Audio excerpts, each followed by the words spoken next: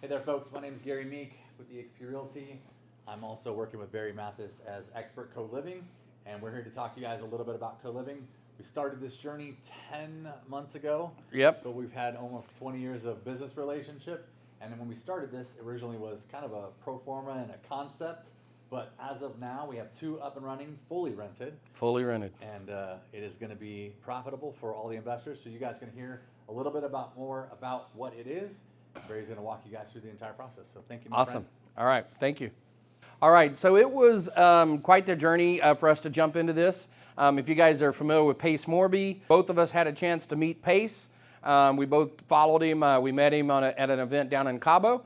And we just really kind of connected with that. And then we spent, I don't know, hundreds of hours listening to him and kind of understanding what we were doing. And it just really connected with the season that we were in. And so we came together. I really appreciate Gary and all that he brings into the partnership. He's definitely a calming force and brings the sense of reason into what is sometimes kind of a chaotic time frame. So both of us, as Gary said, are longtime brokers in the industry. I lead a group of a property management team. We manage about 220 properties in the local area. So Gary is a broker as well, and he manages a large real estate team with about 100 agents. That experience doesn't necessarily come to play because what we're doing is completely separate from eXp Realty, completely separate from Expert Property Management. However, our experience has been here for 25 years. Combined, we're really bringing all of that to play in what we do. Separate companies, but we bring that experience with you. So if you've heard of this before, some of you may have even seen this before. I know some of our investors are on the call right now. I'm changing it up a little bit because I felt it was important for us to understand why we're doing what we're doing. Where to start at? We're going to start right here at the why in the middle. And if you've heard of Simon Sinek, that was kind of his thing. Start with the why. So why? Because we saw these trends that were really concerning for us. A rapid increase in living expenses, a slow rate of increase to incomes, older population growing like crazy, the tripling of isolated individuals. What do I mean by that? From 1940, there's 3 times the number of people living by themselves now, completely alone, living by themselves. And then what some people will call the failure to launch syndrome. And that's not meant as a put down, it's just hard to get started. You know, I've got young people living with me still, and I've got some that launched and some that are still with me, and it's difficult to get out on your own. It's a lot of work. And a lot of that has to do with high housing cost. And so I'm gonna start with the why, and this is our biggest why, and it's often a who, so I'll be quiet so you can hear it. Years active duty in the Air Force. I did 8 years active, and then I've been a reservist since 2018. Got a daughter, she's 7, soon to be 8. Going through a little separation right now, so I'll be single here soon. Grew up in Vegas, so like all my school years lived in Vegas. I heard they do now, and that's kind of how I heard about this. It definitely is in a good location for me through work, and for a while I just finished up school too, so it was like a good location. The area is not bad at all. There's a park right down the street. There's food places all around this area, and I can get some good sleep here. So that's good. That's good. I didn't set the bar high for expectations, and you've clearly exceeded them as far as getting an extra fridge in here, providing all the little toiletries that, you know, not a big thing until you need them, because there's 3 bathrooms and there's plenty. We all have our space. We have this space, kitchen. It's more than I expected. I was in a sober living environment up in Auburn, and I looked on Craigslist just randomly and found this place, and moved in. It's great. Everybody's respectful. Everybody gets along. It's not just like you pass in the hallway. You know, everybody acknowledges each other. It's a good time. It's quiet. It's super affordable. Oh, that's awesome. The place is always clean. It's quiet, and it's extremely cheap. You know, that's not the best part, but the quietude and the roommates now are just fantastic. So my name is Ray. I'm originally from the islands, born in Guam, but I've been out here for about 10 years, I want to say now. Wow. Yeah. I guess with the current living situation, what I like about it is you don't have to worry about who's going to be doing their part and participating and paying what they're supposed to be paying. It's like everybody got their own share, so that's stress-free right there. You don't have to be the responsible one in the house. And having the option, you know, there's a lot of, the rooms here are pretty big too, compared to where I was. So I find this very, very awesome for the time being. It's actually perfect. So I do find it fitting to my needs at the moment. I'm Isai, I'm from Mexico, and before being here I was in a foster care program, and now I'm living by myself. I'm a full-time student, and I like being here. I really like here because I think it's really clear and it's really quiet. Mm-hmm. Yeah, and honestly I like living by myself. So now I'm just planning to stay here until I finish the college and then transfer to a university. Maybe I could stay here just until I finish my career. But that's probably the most common question we get when we're talking to investors or talking about people about the co-living properties is they say, well, who stays in them, right? Who's the person that's going to rent it out? And so that's why I wanted to take time to share that with you. We'll have a little bit more coming up on who that person is and why they chose co-living. So what can we do about that? We've talked about the why, and then now we're going to talk a little bit about the how.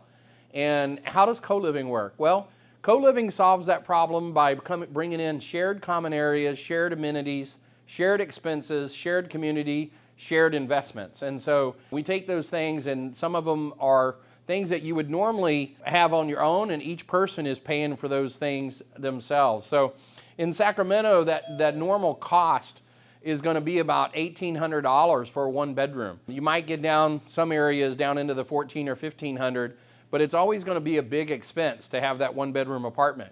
And then when you add on top of that, you bring in the extra burden of utilities and all the things that go with that, the cable, the internet, utilities, you're another $400 easy. So somewhere between $2,000 and $2,200 is what you're probably going to be paying. So when you get into this, you can spread those costs out. It's almost like when you see the executive suites, you're able to spread the cost out across the executive suites. Not everybody has to have their own sink. You know, everybody just shares that common sink. So here what we have is an existing traditional floor plan, and this is the floor plan of one of the properties that we own. As you can see, it was a large property in the first place. This is about 3,400 square feet, and we took this property. It already had 6 bedrooms, and there were 2 bedrooms upstairs, and then these bedrooms were downstairs, and then there was a big patio den area there at the bottom of the picture. And so we took that floor plan, 6 bedrooms, 3,470 square feet, and we turned it into this. So that's the downstairs in the co-living model. We added 3 bedrooms with 2 private entrances. And so all of those bedrooms are filled now. In some of those bedrooms, from time to time, we've even had 2 people in one of the bedrooms. That bedroom number 1 was 2 people in that bedroom there for a little while. And here's the co-living model upstairs. We added 2 more bedrooms. So we had large rooms upstairs. So we still have large rooms upstairs, but we were able to add 2 more. So now we have 11 bedroom, and it's fully rented. And it's 3.5 baths. That downstairs bedroom number 1 actually has a half bath in it as well. We will probably eventually, I don't know if we will or not, we might turn it into a full bath someday. This is what it looks like from the outside. And there's a picture of the kitchen. This is 11 rooms, fully rented. We're really happy with it. No problems with the neighbors. In the beginning, we had some issues with nosy neighbors coming over, but we've got those resolved. They see that we're taking care of the place. They see that we've been responsible. It's actually worked out pretty good. So this is a second property, and this is another typical property. This one is over in Natomas. That is the downstairs. So you see the kitchen at the top left, and then you got the garage below that, and you had this long entranceway when you first came in. That would be like a formal dining room, I guess, and maybe an area for a formal living room. And then you have this den area. So big rooms down there, and you know how we like big rooms. This is the upstairs. That's how it was set up with that master bath. So big master bathroom. That master bedroom, 16 by 19, gives us some opportunity. So we had 3 large bedrooms, a loft that was 10 by 20, and 2 full bathrooms. On this one, we were able to take that second floor and really dice it up a little bit. We have the main bathroom has access. Everybody has access to that master bath now. And then in the other bedrooms, we would put in a loft there, and that's the changes we made up top. So 6 bedrooms, 3 baths upstairs, and so downstairs we have 2 bedrooms added, and we took a half bath and made it into a full bath. And so now for this property, it's fully rented also. We took a 4-bedroom, 2.5 bath and made it into 8-bedroom, 3 bath. And so 2561 square feet, 8-bedroom, 3 bath, and they all feel pretty good. Let's let them tell you about it. My name is Mario Martin. So I started searching around at places. I'm a people person, so I Okay. desired something that was more community-based. I looked and I ran into pad split. So I went through a few homes and whatnot, and I gotta be honest, I was leery. I was real leery. But then I gave it a shot. This was actually my first place. And what surprised me is the level of detail that was in here. It's actually built out like a model home. I thought it was gonna be built out something completely different. And then I got an opportunity to meet the people who are staying here, the other members, and it was quite pleasant. I think I want to do something like this. Okay. Right now, I work for the Department of Technology for Sacramento County, so, and I've been putting money away. So I'm looking to do something exactly like this. Actually, my son found this, Okay. and he said, Pops, I found, wait a minute, look at these, they got rooms. He said that you can do half the rent that you pay in the motel, because the motel is $2,000 a month. That was expensive, you know, and this is a blessing to me, because, you know, it's giving me opportunity to save.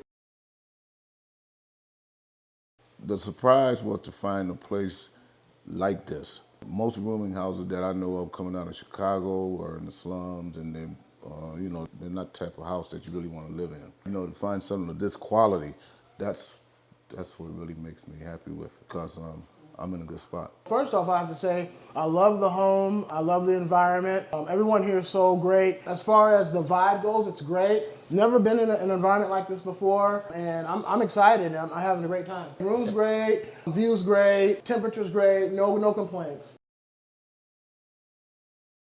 I was in a home with my mother, and she passed away, so everything kind of came down on me. Then I found myself in a tailspin and found myself without a home until I came upon Pad Split. And when I came upon Pad Split, I was like, this is great. The pricing is great, the area is great. I don't have to move out of California. You know, I can get out away from my family. You know, everything's good. So that's how I found it. Since I'm in entertainment business, I could end up here, Nevada, New York, Las Vegas, wherever, you know. But Awesome. I do know that I would like to have my own place eventually. That's basically what I'm looking forward to doing, you know, having my own space. But right now, I'm content. You know, Okay, I spent most kinda- of my life on the East Coast in Washington, D.C., New York area. do we have a good kitchen Kitchen here? is nice. Yeah? The kitchen is nice. Is there anything that we don't have here that I should have gotten? Very, very good. And very, very clean. This would pass a 100% inspection by any health department. Yeah, there's plenty of refrigeration, plenty of firepower. It's a lot of fun. I'm repositioning myself. I got in an accident and I retired a little bit early. My son is what brought me down here. So when I met you, you were at another property, and that property had some issues, but how is the community there versus the community here? I haven't really met any of the outside community, but the indoor community is a lot better because of the screening that happens before people are allowed to even move in here. Tell me a little about your next plans. Do you have a vision of where you're going to go next, or how long you'll be around? I want to get like, you know, an investment property, maybe buy a duplex and rent one, or Oh, that'd be great. do something along those lines. But Yeah, a I little want house to, hacking. yeah. And in the meantime, I want to start to be more active. I want to, you know, hit the pavement running in the morning as I heal my body. I want to be more active. How you wound up here, and what does it mean for you to have a place like this where you can be? This is my 9th year in California. This is the closest I've ever had to have my own room, my own space this entire time. It came at a perfect time. I like to let God just guide me and It may not look like it may be advantageous for me, but I have to trust him, and he brought me here. Is there anything you would change about the place? It's perfect, honestly. It's perfect? Yes, sir. Awesome, awesome. All right, well, I think we try to let them do as much talking. They tell the story better than I do. And you know, me and Gary were talking about this earlier. We just got these videos this week, and we were both talking about how this is exactly what we wanted. We kind of thought we might get some people that had a story, but we didn't realize exactly what that story would sound like till you meet them. One of those guys is a school teacher. You saw one of them works for the county.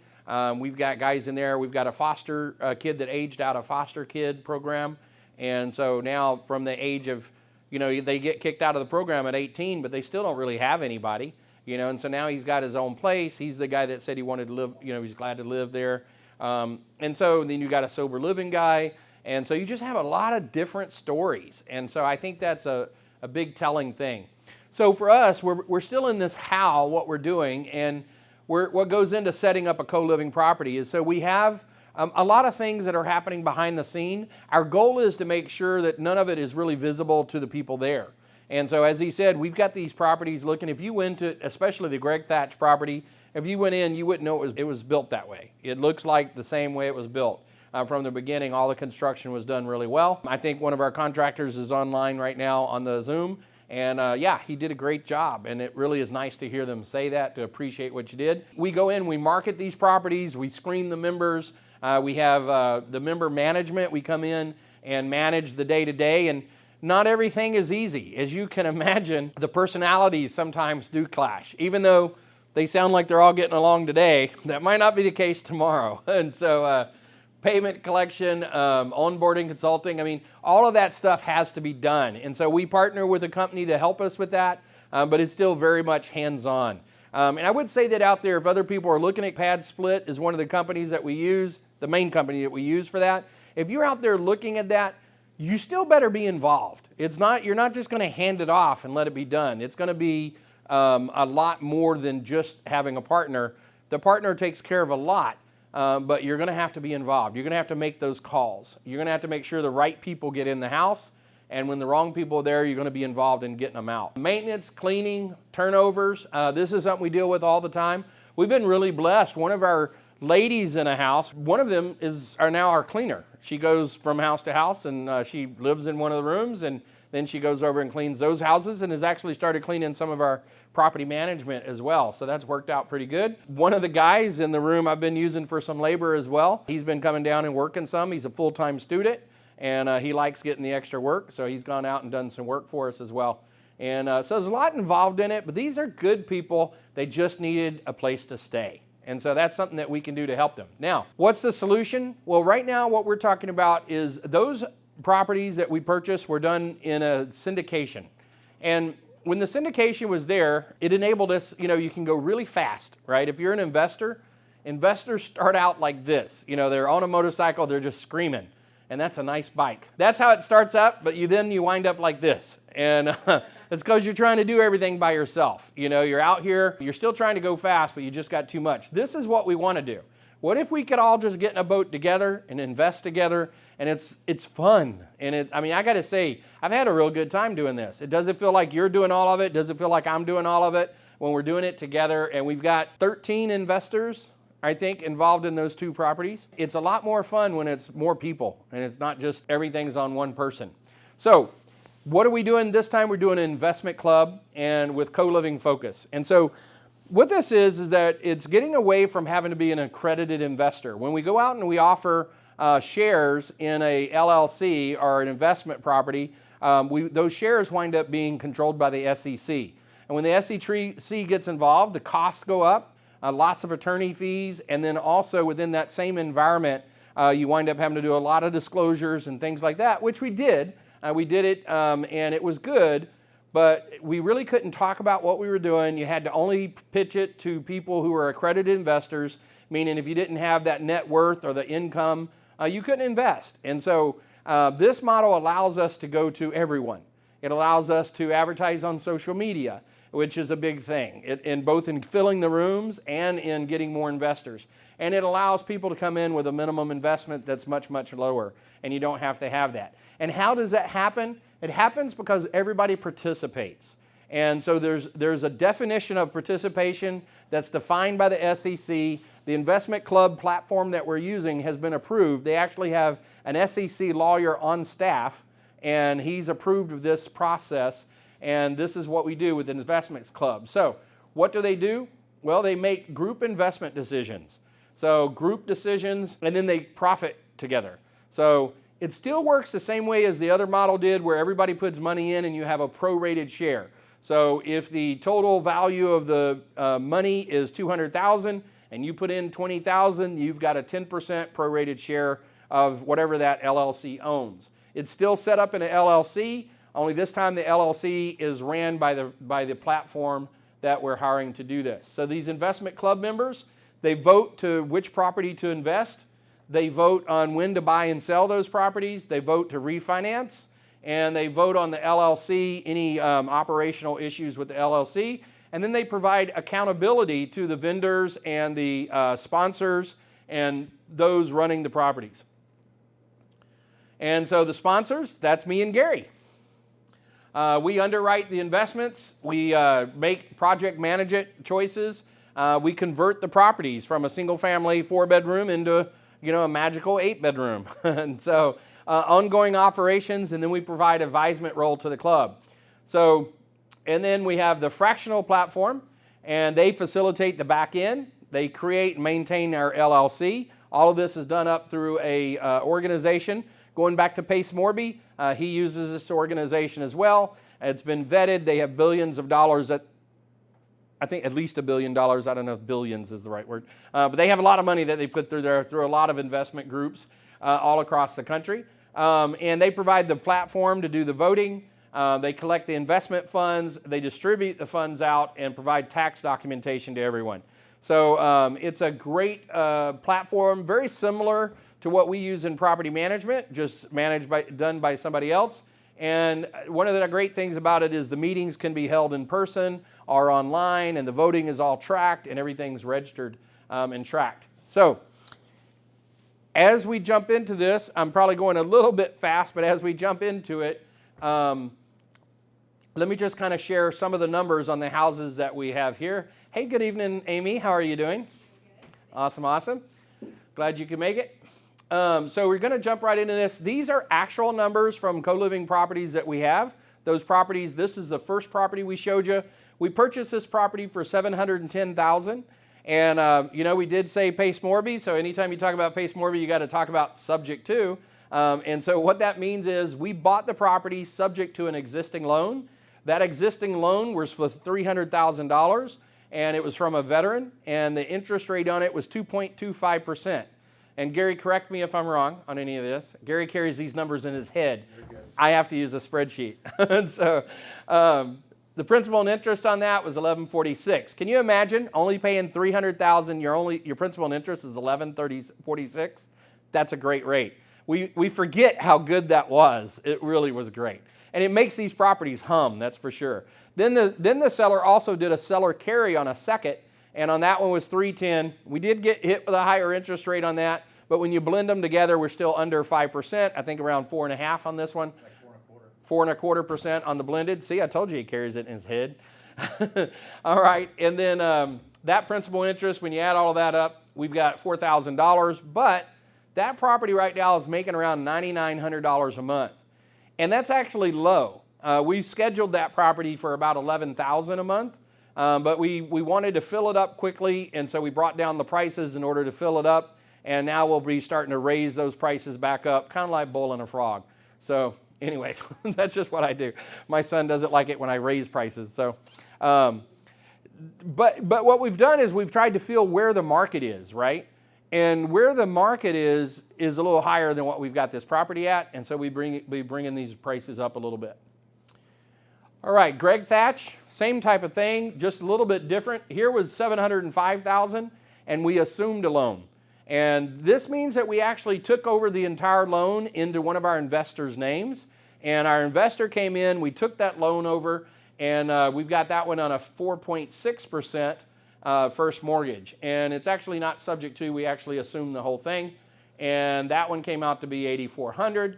for the rental income, and that one again will also go up a little bit, and that PITI is about $4,333. So both of these properties have good cash flow, and this is in California, so that's amazing, and that's what we look to do on the other properties.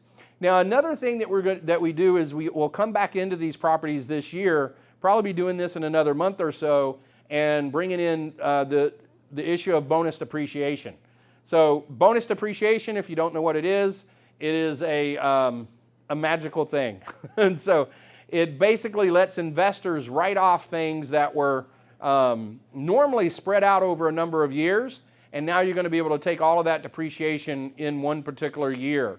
So that will really help it as long as you've got the cash flow, then it's really going to make that function really well. This One Big Beautiful Bill Act, whether you're politically right, you definitely should be thrilled by the idea that someone that invests in real estate is in the White House, because we're all real estate investors, and it is good to have somebody that invests in real estate in the White House. So we don't know the full effect of what this will do. Only some investors can take advantage of this, but the LLCs will be taking advantage of this, and most investors, I feel, will get a depreciation bump there. Monthly distributions go out to the investment club members.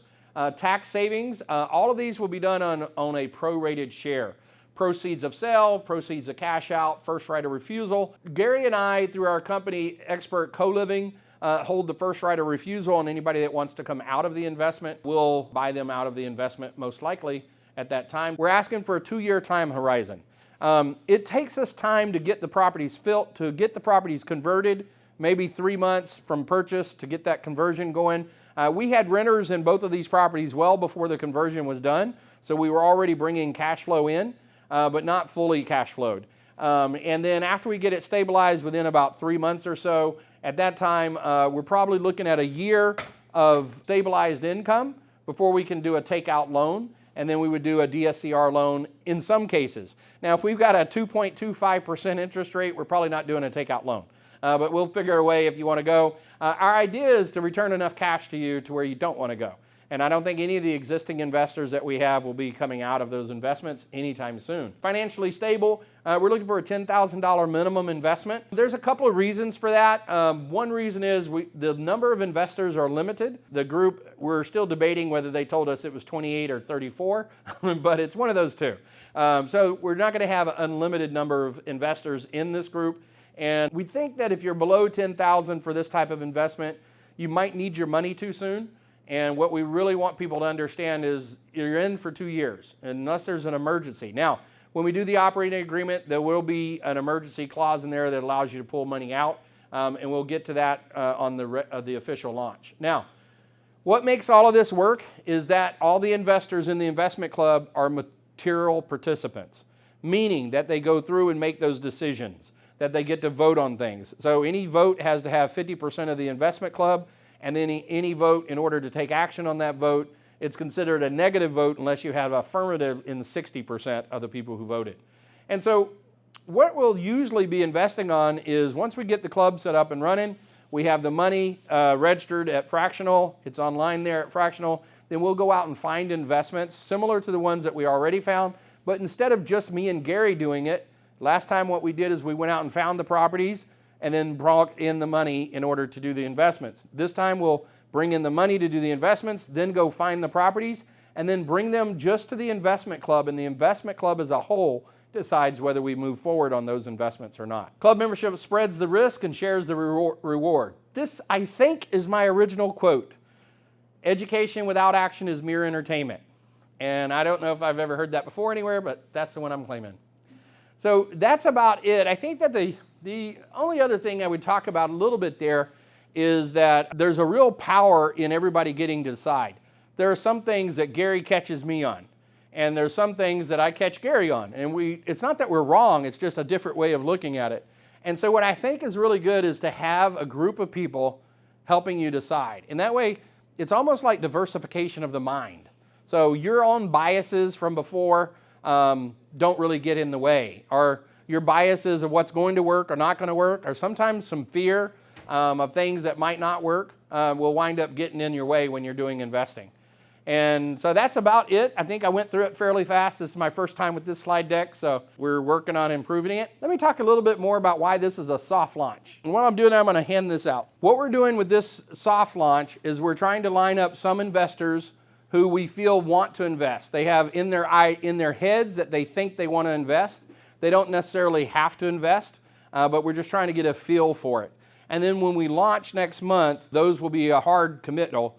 The hard committal comes with a 3% transaction fee to make sure that the people that do commit stay committed. And so if you're online, if you want one of these forms, if you're online here, you probably have Gary's email or my email. My email is barry@brokerberry.com. If you email us, we'll send you out this form. And it just basically says, hey, if you're thinking about making an investment, we'd love to hear an idea of how much you might be thinking about making. It has to do with how we set up the LLC and some of the structures like that, but there is no committal at this stage. Now, next month, around the 12th of the month, March 12th, we will have another meeting like this. You can bring a friend. We encourage you to do so. And at that meeting, we will be launching. And so from that period on, we'll launch for 30 days, and then we'll close the window in order to invest in this round of investments. And our goal for this is a $200,000 raise. Both the other properties that we did, both of those, we got in and out of those for $200,000. And so we think we'll be able to do that again, and we may even wind up with enough to do multiple houses. So that's what we want to do. We want to return great money and do it with passion and do it with purpose. Any questions? Yeah. Yeah, you guys buying all the furnishings like the beds, the couches? Absolutely. So we've got connections, and so you know me. And so did you know that the #1 R.C. Willey salesman in the whole country works right here? Yep. And his wife is a great lady, and she's on one of our real estate teams here in the office. And so most of our furniture from R.C. Willey. We've got one specifically designed bed that it's 4 pieces total, plus the back springs and mattress. No screwing together. It all slaps into place. Made out of real wood and black and almost indestructible. And so we like that a lot, and that's what's in every bedroom we have. We do have 2 different sizes. We use queen beds, and then we use twin size beds. So the same covers, same sheets. They all have slip covers, waterproof slip covers, and then they all have the same type of sheets and everything like that. So really works out. The one thing we're changing after we've been doing this for a little bit is we're now going to have extra sets of everything so that when we turn a room, the cleaner can just take everything back and wash them at her place, and we don't have to, we just reach up in the shelves and grab new ones and put them out on bids. So these kind of things add up. The other answer is about $24,000 is what it took to outfit those rooms. So somewhere between $20,000, $26,000, depends on how many rooms you have. We've got living room furniture in every property. You saw some of it. If you notice, there was no couches in those living rooms. They were all all chairs. That's because we don't let people come over. We don't have guests. And so there's no guests allowed in our houses. It's only the people. It's a safe place, a quiet place. As you heard one of them say, they were really happy to have a quiet place. It's a safe, quiet place to live. And part of that is because we don't let people over. Can you imagine though? I mean, if 11 people brought their closest 5 buddies over, it's a raging party, you know? Go ahead. For a 6-bedroom home and you do construction, are you going through the building department and adding 4 more bedrooms, or are you just having a contractor go in? We're selective. If we were doing, there are some things that the building department would want us to do, and we might not have called them and asked them if they wanted to come over, you know. But at the end of the day, we're using a general contractor who's very knowledgeable in what he does, and all of our stuff is built to the specs that it would be done at. Our electrician's been doing electricity for 30 years. He's fully licensed. The contractor's fully licensed. So everybody's got their jobs. The houses are built really better almost in some cases than what they were originally built in. And we're not really doing anything that affects the structure. So I think that's the biggest thing. There's one place where we put in a header, but I mean, that's about it. I mean, there's nothing really that's going on that requires that level of permitting. Yeah, it's really just framing, taking dead airspace and making it into a space. And I think we're tying it in at the top, tying it in at the bottom. It's really there, solid, and I think that's making it really good. That's what makes them feel like it's done. You heard the comments that they made. It really feels like it was normal. Hey, Barry. Jason from the office. How are you? Hey, Jason. Hey, I had a question. What's the average return on our investment? Does it vary depending on property? So we've got the old investments and then we've got the new ones. We obviously haven't purchased the new ones yet, so we have no idea what the return will be. I can tell you this, I wouldn't be making any purchase if we weren't returning about or at least something greater than 10%. We're usually shooting, our projections on the last ones were up in the 13%. And we're a little shy of that now, but as we stabilize the property, it's going to go from where it's at now up into the 13% range. And so that is what we're looking for. Yep. And then just cash on cash return, that's not all the other. Yeah, that's a very good point. That is just the cash flow return. That's the return on investment just from the cash on cash return. It does not count depreciation. I'm not counting appreciation. I'm not talking about debt pay down. I'm not talking about any of those things. When you combine all of it, the return's closer to 35% on the projected properties that we did. Now, that's going to vary depending on whether you have the ability to take all the tax benefits or not. You know, and some people can, some people can't. And so, yeah, but 30 to 45% is the overall return. Very good number. Go ahead. One more question. Yeah. If I were to do, we talked about this earlier, if I were to do a 1031, so one of my investment properties, and you guys decide to sell the property in 2 years, what happens to my 1031? Is the money called due? You know, so roll that 1031 into another property? So first of all, I'm not a tax guy, so I can't tell you exactly. However, I am a 25-year veteran and have done a lot of 1031s. My understanding is that when we do an investment with someone doing a 1031, the investment club LLC, we're just going to call it, I don't know, we haven't come up with a name for it yet. That's something you guys have to vote on. So, okay, we're going to call it investment LLC. So investment LLC will own a portion of that property, and you will own another portion of the property. So if you were to buy with us, then you would own, let's say, 20% of the new property, and the LLC would own 80% of the new property, and your portion is 1031, and our portion is not, okay? So when we went to sell, we would either have to both sell, or someone else could come in and buy out our 80% and stay with your 20%, and you both would be co-owners again. This type of thing would always be voted on by the investment LLC members. Me and Gary wouldn't make that decision. That would be made by the investment group. 2 questions. The first one is that, so you mentioned that next month, March 12th, is when we're going to decide whether we're going to invest or not. And that would be the date that we would contribute the fund if we do, right?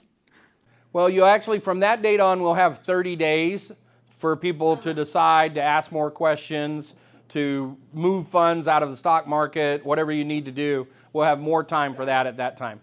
So 30 days from March 12th, which would push us into about April 10th, something like that. And then that fund, we're going to keep voting on the properties until we find one that we all decide to buy, correct? We'll be bringing you properties and you'll vote on it, and until 60% of you agree that it's the one to buy, then we'll buy it. So what we'll wind up doing is we'll wind up finding the properties. I've been running a lot of underwriting. Gary, it's kind of funny. We've kind of slid into our roles a little bit. Gary finds most of the properties. I underwrite the properties, and then we decide if we want to move forward. That's how it's worked so far. And that works pretty good. So what will happen is we'll still be doing that, and then we'll bring those properties to the group, and we'll either meet here or we'll do a Zoom call or a video call online. We'll vote. We have an online voting thing, and when 60% of those people want to move forward, then we will. Otherwise, the funds will just stay put. And the other part of that is we probably will have I think I mentioned this, but I want to make sure you catch it. We'll have that property probably locked up in a contract, waiting for everybody to vote on it. And then once the vote happens, we'll either let go of the contract or we'll move forward with the contract. Oh, got it. Okay. And then before you mentioned a property in Roseville, is that still on your radar? You know, when we did it the first 2 times, we know a lot of people, so we were able to raise cash pretty quick. And we were knee deep into doing these 2 properties, and we just didn't want to get ahead of ourselves. We probably could have locked it up, brought in enough money. Between the 2 of us, we have enough clients that could have done that. But we both felt that we really wanted to fill these units up. And so we still had vacancies in both properties. We were still trying to finish building one of them out. And so we didn't want to move forward on that Roseville property, and somebody else snagged it. And so I'm keeping my eye on it. But it's not in the making right now. However, we do want to do one up here. Both of our properties have been in Sacramento. The good thing about Sacramento, I really like that Natomas area by the airport. That one's doing really good. The demand is really great over there. So I like that. It's newer construction. But what we really found that we really like, I have a video on my YouTube channel if anybody goes there, and it basically is how to find a co-living property. And I go through and talk about what I like in a co-living property. If you want that, let me know. I walk through a property and kind of pointed out the things that I liked. But what we really find is that extra financing really helps. Getting that special creative financing, man, that makes the numbers work. It's almost like having 3 extra bedrooms, you know. So I'm going to pass on a big house with bad terms if I can go get a house that has good terms. So I really am looking for that. Got it. And earlier you mentioned like a minimum 2-year holding period, or can you clarify on that? I may have missed that. Yeah, we would like the investors in the investment club to be together for 2 years. And the reason for that is it takes us about 3 months to buy the property, get it closed, maybe even 4 months, buy the property, get it closed, and start doing all of that construction and get that construction done and get renters starting to come in. So by the time we've got that done, let's say we're 4 months into it, now we're stabilized. Now we can start taking our rent, and the lenders that come in and give us a takeout loan, they need that rent to be there for a year. And so we're seasoning that rent. And so after about a year, that's about a year after we've stabilized. So now we're at like 14, 15 months out. That's really where we'd like to be, is at 2 years before people come out. Sorry, minimum investment is $10,000, correct? Yeah, minimum is $10,000. We already know from talking to some of our investors that there'll be more people will be putting more in than that. However, we really did want to open this up to some people. I go to a lot of meetup clubs. I see Sophia is here in the room. We go to a lot of meetup clubs, and there's a lot of people wanting to get started in real estate, and they really don't have a lot of ways to do it that are safe. I mean, there's a lot of ways you can do it, but you can lose a lot of money too. And so at least with me and Gary, we're not going to lose your money on purpose, and we do have a pretty good idea that we know what we're doing. Now, things still happen. We may still buy something that goes south. That's always a risk when you invest money, but we know you're not going to get hit with theft. We know you're not going to get hit with really obvious, stupid mistakes. We're going to catch those. But if I don't catch him, he'll catch him because he's much smarter. But we'd like to have people be able to do it with a low amount of money. $10,000. Most people that are trying to invest probably can come up with $10,000. And if not, there's probably something else they need to do with that $10,000 instead of putting it in this. Mm-hmm. Okay, that's all of my questions. Thanks so much, Barry. Oh, thank you so much. I really appreciate having the questions from everybody that's online. Thank you, guys. Any questions here? Amy? Sophia? Oh, okay. So as far as like the sound, Yeah. has there ever been issues with thin walls or whatever? Yeah, so that is a good point. Remember I went back to that contractor that actually knows what he's doing? We actually have our walls insulated with a wool insulation. And I don't say that word correctly, but I think you know what I mean. Wool insulation. So this wool insulation is a sound dampener. It cost us a little more to do that, maybe 25% more than regular insulation, but it comes with that sound dampening ability, and that really helped out on the rooms. We have not had that be a complaint yet so far. We have gotten a complaint about people slamming doors in one of our properties, but that's a different issue. Maybe we'll tighten up those hinges. So. What is it called? Wool? Wool, W-O-O-L, like sheep, the fur of a sheep, and so they call that wool, and it knocks noise down. So that's definitely been a big help. Go for it. Go ahead. If you have to evict someone, Yes. case, are the laws the same as the rentals in California with the eviction process? Yeah, so we have gone through this. The answer is yes and no, which is the typical lawyer answer, right? So the platform we use actually helps with that. It actually has some termination language included in their membership. These tenants are actually members of another LLC. We rent to a master LLC, then the master LLC turns around and rents to the members. But when you get down to it, you're going to have to go through an eviction if you get that far. What we've been able to do is not have to get that far. We've had 2 members that we've asked to leave so far. That does happen. You know, out of all the gifts that Gary has, this is an area that I excel in. And so asking people to leave. And so we've asked a couple of people to leave. Some of the fun things we did to help them decide to leave is I had one gentleman who really liked to play his video game all the time while he did bad stuff, and he was just not a good guy. And so I had my son go over and change all the Wi-Fi passwords and give them to everybody else except for him. so there are little things you can do to help them get their way out the door. We will be doing some new language in those contracts since I've had this learning experience. The next set of properties that we have will have a little different language. What we're trying to do is convince them that the membership is enough to get them to leave. In reality, I'm not confident as a broker and a property manager that the courts would agree with that, but I can heavily weigh it in our favor. And so basically what we'll be doing is having this turn into when you're terminated from the membership of the LLC, then at that point you become a short-term tenant. Have the language that they agreed to that gives me a lot more power to get them out. And so I think even beyond what we were told to do, I think there's a solution there that nobody else has really put together, and that's what we'll be doing on our next property. Now, whether it works or not, hey, we'll see. But it sounds good, and the people that I'm talking to, hopefully it will work. And this is rare, though, right? I mean, we've got 19 tenants right now. We've probably had 25 or so in these new properties, and out of those, only 2 have been questionable. 1 left, and frankly, I would have kept him. If he had been in a place by himself, I would have kept him. He wasn't a bad guy. He had OCD, and he kept telling everybody how to live.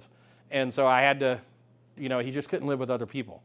But I would have taken him into one of my other apartments, no problem. So you're not doing a lease agreement, it's the membership? It's a membership agreement, yep. Yeah, the membership agreement. And I will be now putting a second addendum on top of that has some very specialized language that I believe is going to give me better choices the next time I have to put somebody out. But we did not have to go through a full eviction. That membership did get him to leave, so. Are your properties like month to month, week to week type of payments, I guess? So just to make sure we understand, going forward, we might not do it the same way all the time, right? The members will vote on that. But right now, the process is they have to sign up for a 12-week commitment, and that keeps it from being a short-term rental. We're wanting a long-term rental. Now, there is a price they could pay that would shorten that, to give them the flexibility to shorten it. But by flexibility, they could actually move from my property in Arden. I could move them over to my property in Natomas, right? Or to another dozen properties that are around the city. And so that gives them that flexibility. They pay a fee. You ever go to a gym membership, and at the gym they tell you, it's this price if you want this club, but if you pay this little extra, you can go to all the clubs in the city? That's kind of how it works, right? And so it's a beautiful model. We've had people in our properties now that came over from Vegas. I was talking to that one guy, he said that they're big there, but we have other people that weren't on the camera that actually came from Vegas at other co-living properties. So it helps to be a part of a bigger network. That goes back to that whole Rogue River vote. It's much better to be a part of something that's bigger. You ever notice that Coke and Pepsi put their machines right beside each other, right? A lot of times, and that's because that's where you get sodas. You see the same thing with Home Depot and Lowe's. It's contrary to popular belief that you need to be doing it all alone. And I think that's the biggest thing I've gotten over the years. I have all these investors that say, I'm just going to do something where I can control it all. Well, that's great until you've done about 10 investments, and then you're like, would somebody else please control this so I can just get the money? And I think that's where the investors really that have done a lot of investing get to pretty quick. Amy, do you have a question? Are these how long are you intending to hold these properties that you're putting into this, I'm going to call it portfolio? Gary and I are real estate brokers, and we've run a lot of real estate business, and we've ridden the ups and downs of real estate business. And I would say this is our retirement plan. So, and I don't plan on retiring anytime soon. So maybe 30 years. I mean, if it's got a golden goose attached to it that's producing 13 to 15% returns cash on cash, right? Why in the world would I ever sell it? Right? And so we're not planning on selling these. We would be glad to buy any of the investors out that need to come out of it when that time's appropriate. We would rather just, and at that point it will start returning even more if we start buying people out. So we just like the returns. There may come a day when we move on to other things, but somebody else will probably buy it at that point. But the person who buys it will probably be a co-living operator. We're not going back to that house and taking down 6 bedroom. It's basically producing more income. I've got an 8-bedroom an 8-unit apartment complex for sale that is worth less and generating less money than that house in Arden is. So that's crazy. It's generating less money, and so it's $1 million, $1.05 million project already, and we're only $700,000 in that project. So yeah, we've got a lot of equity already. Any other questions? Have you ever dealt with like mobile home park type areas? I haven't. There's a lot of people that do mobile homes for similar reasons to what we're doing here. I don't think I can find them as well as I can find these. Basically, any house that has some distress, especially if it has a loan that I can get into, is a target for me, right? I'd rather have them bigger, but I probably would be hesitant to take something down that only had, every time I've ran the numbers on a 6-bedroom, it hasn't worked for me. I need those extra bedrooms in order to make it really work in this model. But mobile home parks has just not been something I've been exposed to. I mean, I understand the math behind them. I understand that everybody loves them, but finding them. The company that I know that did really well wound up buying a plane and hiring their own pilot to fly in and out of small places all over the country. And they did really well with it right here in Granite Bay. But yeah, that's an extreme hobby that I'm not getting into. Are you only in Sacramento or? We're only in Sacramento, most likely would stay in California. So far, everything's been pretty hands-on for me. So I'm not really thinking about other areas unless I had a team in that area. So I believe the only way to expand outside of one geographic area is if you have a solid team. Now, if I met another Gary or if he met another Barry in another area, we could have that conversation. But without boots on the ground, it's just too hands-on. Even the ones we have are pretty hands-on. I just happen to love what I do, but they're very involved. I get a lot of people saying, "Oh, I just want to do it." Are you sure about that? You really need to sit down and talk to somebody before you just do it. Doing it as a team works. Doing it by yourself is pretty rough. Yeah. Hey, the questions are great. So how does it work? Like, cause I work with a team for foreclosure properties, stuff like that. So sometimes I'll get in contact with the seller, right? And then sometimes they are in a place where like, okay, I have to sell. Yeah, we'd love to talk to them. I want to save my home, but I'm thinking, hey, maybe they can do co-living to save their home. So how does that work in partnering with you guys? Is it like a percentage or is it like an assignment or how does that work? So we'd be glad to talk to anybody to kind of fill out the situation. Ultimately, if they decide they want to do it, I do have a property management company. The property management company could manage their property for them. Of course, there's fees that go with that. Right now, we're really focused on doing the ones that we have an interest in. And so I think that's keeping us busy right now. What we'd love to do is partner with investors that want to make more money, and it gives us more control over that project. Doing them what we call third-party property management, it's expensive for them because of all the work that's involved. And most of the time, they don't understand all the work, so they don't want to pay that price. They'd rather go do it themselves. And I'd be glad to talk to them and give them tips and ideas and share what we've done. But I'd rather invest as an owner. That's really our long-term plan. We would like to be owners, and we would like to have investors who are owners with us. That ownership really matters. It makes it a lot more safe. There's a lot of paths of in and out that you can take that you really can't take if you're not an owner. Absolutely. So let's just say there's an individual and then they're willing to sell it. You become the owner, let's just say, and would you allow them to rent so they can stay in that home that they were trying to keep, now they can't keep, or that's a no? Good question. Complete no. So for starters, that wouldn't be up to me, right? We've got an investment club, and I would probably, that's pretty extreme, so I would probably bring that to the club, and I would, as based on my experience, explain the good and the bad to that. I can tell you this, one of the third parties that I manage has somebody's son in it, and that son's related to the owner, and he's the only one I want to kick out, and I can't. So it actually became a bad place. But if I would have no problem leaving someone in a property as long as they understood they're a tenant just like everybody else. They take up a room, they pay their rent, that's great. They become a member, that's great. Oh, that's another thing. under this model, only members can be in the house. So they would have to become a member of the LLC that manages that is part of that property. So, but if they did that, I don't have a problem. I don't care where their money comes from. As long as we're getting the rent money and everybody's being respectful of each other, but that'd be hard for them to do because they're always going to think they're the owners still. But if they wanted to, I know pastors who stopped being a pastor. Matter of fact, 2 great men that I know stopped being, one great man and a great lady, well, I guess she has a great husband too, but stopped being a pastor of a church and then still attended the church when the new pastor came in. It's so rare that you see that. Same kind of situation here. But yeah, it takes a very special person to be humble enough to do that. So if they could keep their mouth shut, then yeah, I'd let them stay around. Yeah. Yeah, no problem. And again, we'd be glad to consult with anybody on any property, anytime, Gary or myself. Go ahead, Amy. What are the requirements for someone to become a co-living member? Yeah, for the investor or for a tenant? For a tenant. Okay, we want them to have income. That's the biggest.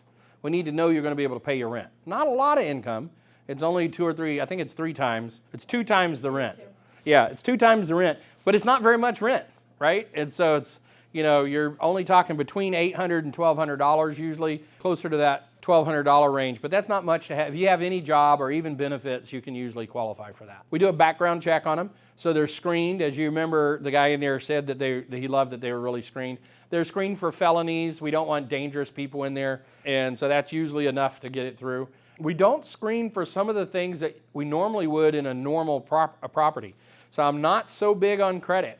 I'm not so big on, I wouldn't like it if you had an eviction, but I'm not so big on that, right? This is intended to be a place where people can come and just stay. And we haven't had that be a problem. We have had some people, much less than my normal, I manage 220-something properties, routinely, I would say 10% of our units pay late, right?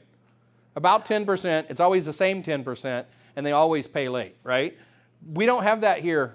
We might have 2 of these people that get behind a little bit and then they catch up, but they always catch up. Part of that is they're paying on a shorter cycle. So that cycle lines up with their paychecks. And so they can elect to pay on a 2-week or 1-week or a 4-week cycle based on their paychecks. I don't think any of them pay on a 4-week. They all play on a 2-week cycle or shorter. I didn't really go into that a whole lot in this presentation, but everything's included. We even come in and provide, you ever go to a hotel and it has the soaps in the wall? We have that in every bathroom.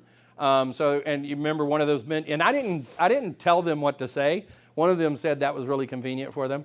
And that doesn't really cost a lot. I've penciled it out. It's not really that much money. So we're not like being frivolous with people's money, but that really makes a difference, right? Paper towels, toilet paper. We're doing it for a different reason. We're giving it to them because we don't want them fighting about it. These are the kinds of things that roommates have trouble with. And when you have access to the data on 30,000 co-living spaces across the country, over time you start to say, oh, this causes a problem. How do we fix it? Well, fix it by giving them free toilet paper, right? Then they're not hoarding it in their rooms. So we have a cleaning lady that comes through. That was a big thing. The houses get dirty. One guy's standard might not be the next guy's standard, right? And so having a cleaning person come through makes a big difference. Also, it gives us visibility into the actions of the property when we're not there, right? So it's multiple reasons. All of these things layer on top of each other. So they've been pretty well thought out. We're trying to implement them in a smart fashion. Any more questions from online? Hey Barry, it's Jules. Yeah. How many properties do you foresee yourself buying this year or every year? And do you think of expanding this to include multi-family properties, or do you only focus on converting single family to have a lot of bedrooms like you are currently doing? There are some places across the country where multifamily has been done and been done successfully. Right now, my goal, and I think Gary and I share this goal, is to be at 100 doors by the end of the year, by 2026. So we expect that this round of fundraising will go well, and off of this round, we'll pick up multiple properties, and then the next round, we'll pick up a few more properties. We're not in a hurry, so don't think that's a big deal. I say 100 doors, that only means 10 properties, right? Remember, we're putting 10 bedrooms in each one of these things. So it's not really that many properties, but we think that we can handle that. By that time, our organization will look a little bit different. We'll have some staff on to help. And, but here's what it really is. Those people you saw in the videos earlier, we're going to have 100 of those people that we're helping. That's a big deal, right? 100 stories of somebody that didn't have a place to live, that was staying in a motel. Did you hear him? He said he was staying in a motel. Why? He's over here because his place in Chicago is not tenable anymore, and he had to come over here to be with his son, but his son's got a family. He can't take care of him, so now he's in a hotel. Nobody wants to live life in a hotel. Now he's got a place with some community around him, right? You heard the tall guy, the teacher. He's a teacher at St. Hope. He hasn't had his own room in 9 years, right? He's got a family. He's trying to keep them together. He's trying to get them back. This is letting him save some money so that he can get his own place, which probably means he'll be able to get his daughter back, right? The goal is to grow. Yes. Right. So once you get into the investor club, so you get 10 at the end of the year, you invested into those 10. The goal is for those same investors to continue to invest, or are you planning to bring more investors? And that's a good question.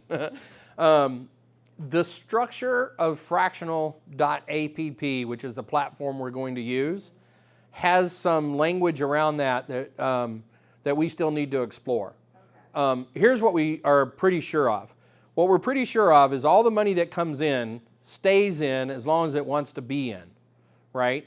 So what do I mean by that? Let's say, and this might hurt people's brain, and please don't track me on it because it might not happen this way at all, right? These are just out loud thoughts. So we buy a property, we get that property up and running, we take some money, the group votes to take money out of that property and buy 2 more properties, we get those up and running. All of those properties are up and running, all with the same group of investors, right? We think that if we understand it correctly, that the fractional app maintains those same investors throughout the entire life of that investment until that LLC is disbanded. And that's disbanded by the members who vote on it and say they want to disband it, right? So that's what we think happens. We're not real sure if that's because that's just their policy and they want to start another club, and that second club would then do its own investments. So that's what we think it is that instead of bringing more people in here, we would start a second club and grow that club if we wanted to.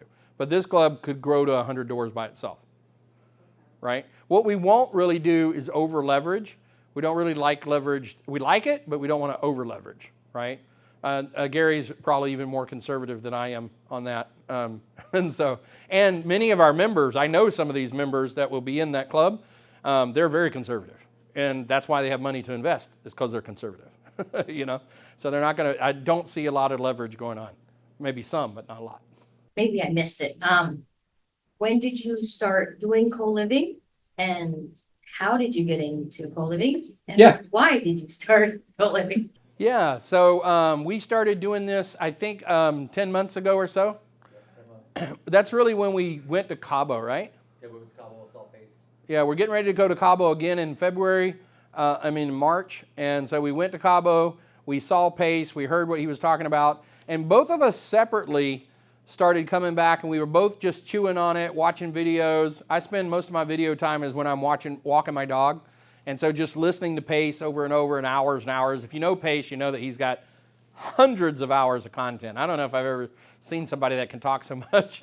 So he just really talks. And that's coming from me, and I talk a lot. But anyway, so we've watched a lot of his stuff. And then as we started watching it, we started talking. And we're like, hey, let's give this a shot. And then the opportunities presented itself with some.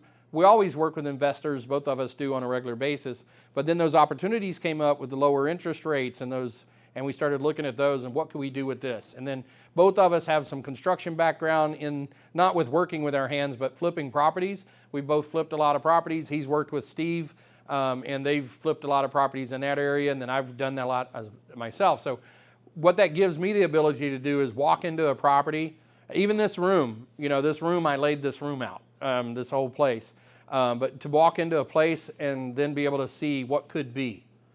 And I know it's kind of funny and I don't want to get sappy again, but isn't it kind of neat that you can do the same thing with people?